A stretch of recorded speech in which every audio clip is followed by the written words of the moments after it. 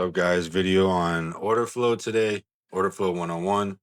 Figured I'd make this video before I keep talking about all the order flow concepts that people don't really not understand, but might not know yet. So, quick video. I want to go over how I use order flow daily. I don't necessarily have to trade futures all day, every day with order flow, but it definitely helps me with key levels, absorption, and exhaustion. That's it. I don't need to get too far into what's happening on the microscopic level because I'm going to have too much information and it's going to be information overload. I want to know, are we continuing or are we reversing? Simple, right? So if we look over onto the page on the right, very simple. What is order flow? We're reading the auction in real time. That's it.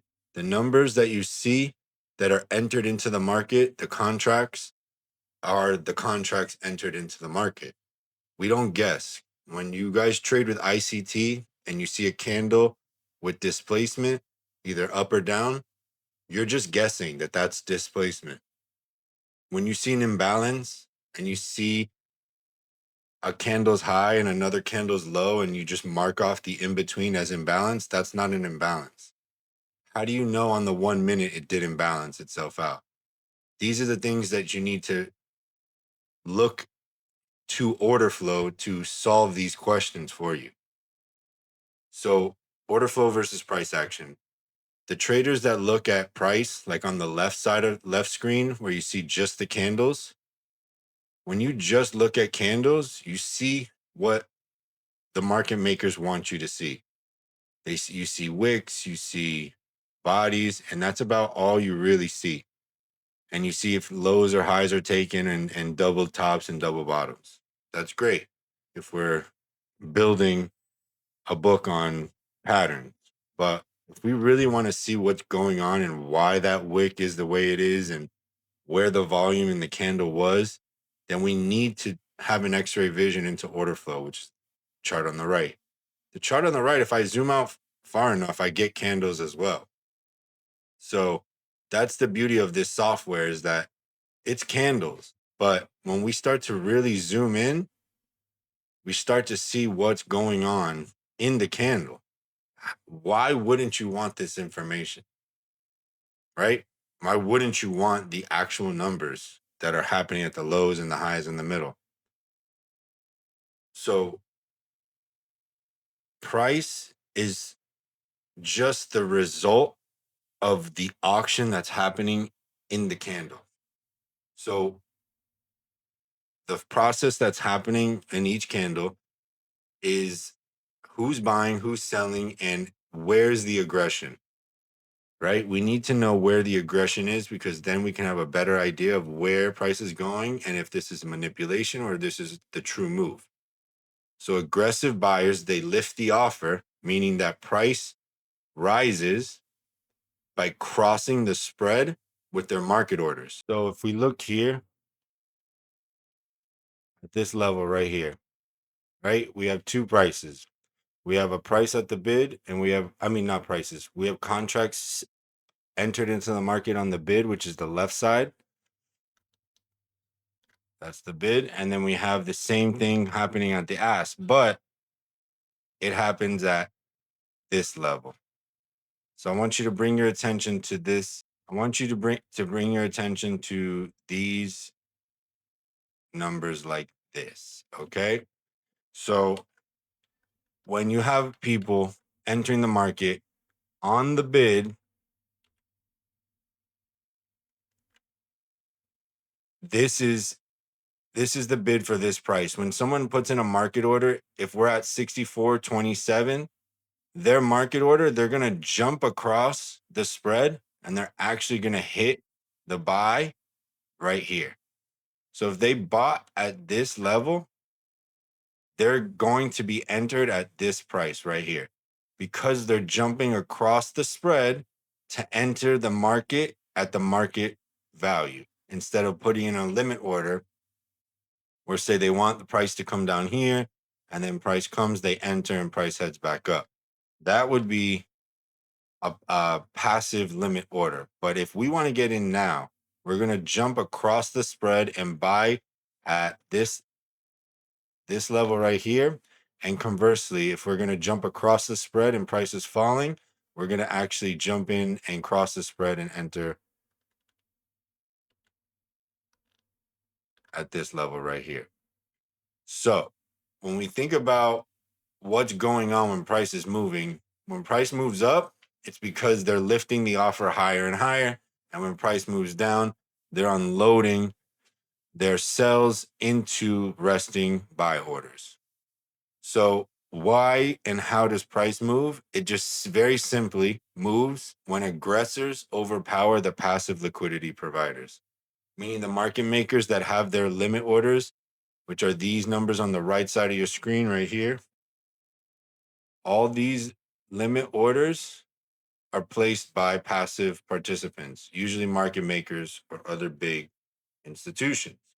Now, when price comes down, you're going to see them come into these orders and fill them, right? That's passive liquidity. That's orders, resting orders getting filled. And that's how the passive institutions make a market, right? Good. Now, because of this order flow, because of the way that the market works, the order flow will lead price. So you're going to see the signs of aggression and absorption appear before the candles in the market actually turns to reflect that positioning. So when you're setting up these footprint charts, you're going to be able to set it up in a way, many ways. And I have it this way. You can set it up in a way where you see the delta, where you see the volume profile, different things. I like it like this because I simply just want to see these green numbers and these yellow numbers. And I want to see how they interact at highs and lows and in the middle of a candle. Like when I see these yellow numbers are highlighting imbalance between here and here, between the bid and the ask. When there's a big imbalance of over 300%, then I see that there's aggression on one side. That's it. So we're going to highlight buy, sell imbalances. Anything that's 3 times the amount of the next either bid or ask, then it's highlighted green or yellow. Green for the buy side, yellow for the sell side. So what do I mean by that? If we look here, we see that the 36 is 3 times bigger than the 3. That's it.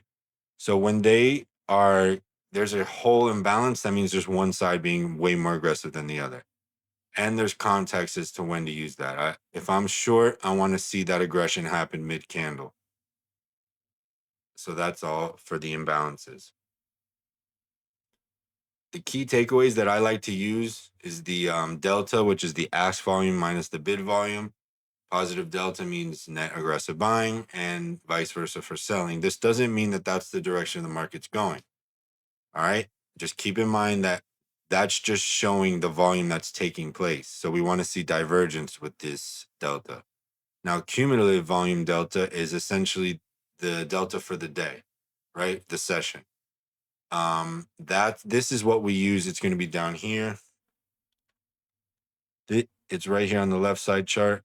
This is what we're going to use to see who's trapped in the market. So we went from net sellers to now net buyers. So who's trapped? The sellers are trapped. So we'll probably see a push back up to take out any sellers, probably take out this high, and then whatever the market wants to do after that, it'll do. All right.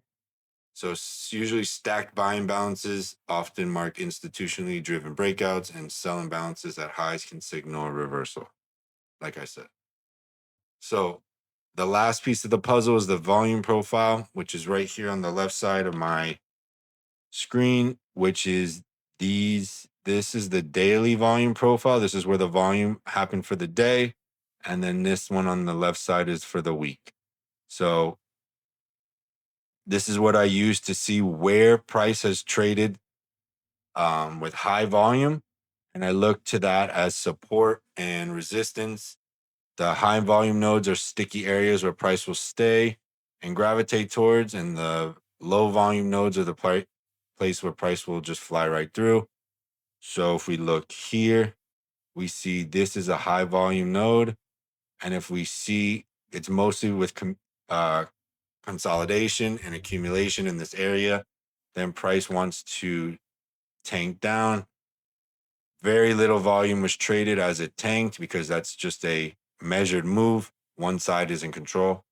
And once it starts to settle, like it did here, we're going to see more high volume node come in because it has more time to trade, more volume can be traded.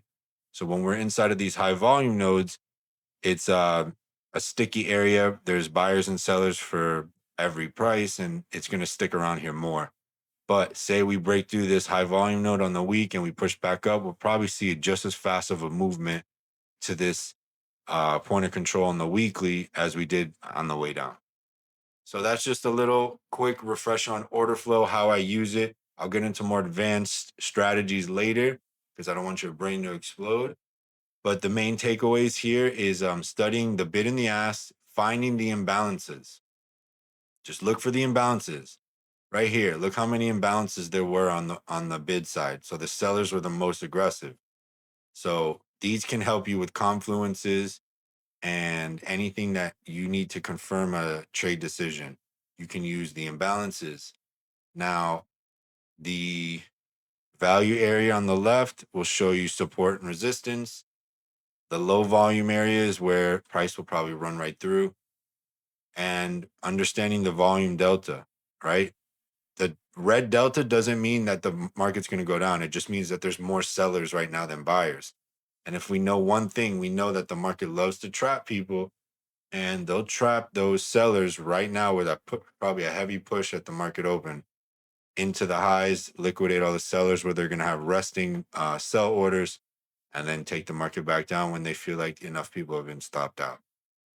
So that's how I see the market. That's how I use the order flow to confirm decisions. I don't use it to trade. So let's get that out of the way. I use it to confirm absorption or exhaustion. Hope you got a lot from this. Thank you for listening, and I'll do some more videos on advanced techniques